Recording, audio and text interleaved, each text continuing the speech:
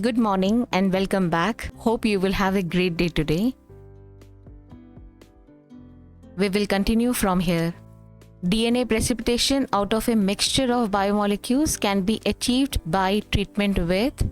So precipitation of DNA is related to use of chilled ethanol.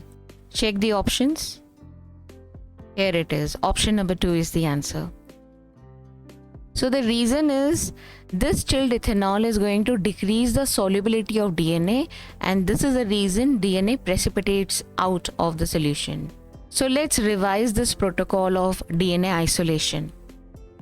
First question is, why do we need to purify DNA? The cell has a variety of macromolecules. Okay, so it is very important that DNA is free from all these molecules. Once we treat with restriction enzyme, we don't want the restriction fragment to get lost in other macromolecules.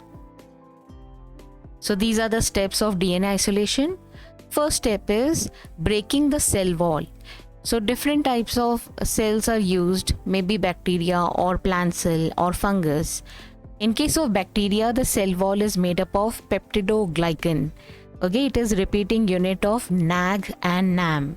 NAG is N-acetyl glucosamine, NAM is N-acetylmuramic acid.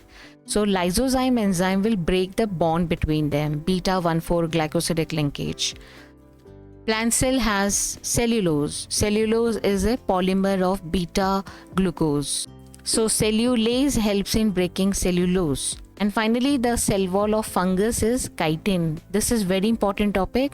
It is frequently asked. Okay, so you should also know the chemical composition of chitin.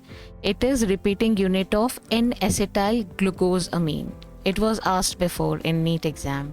So cell wall is chitin and the corresponding enzyme will be chitinase. It is easy to remember. Then next step is the cell membrane. It is not given in NCERT textbook, but usually detergents are used like SDS. And then the RNA is degraded by RNases and proteins by proteases. And then we reach the final step in which cold ethanol is used. And this helps in precipitating out DNA.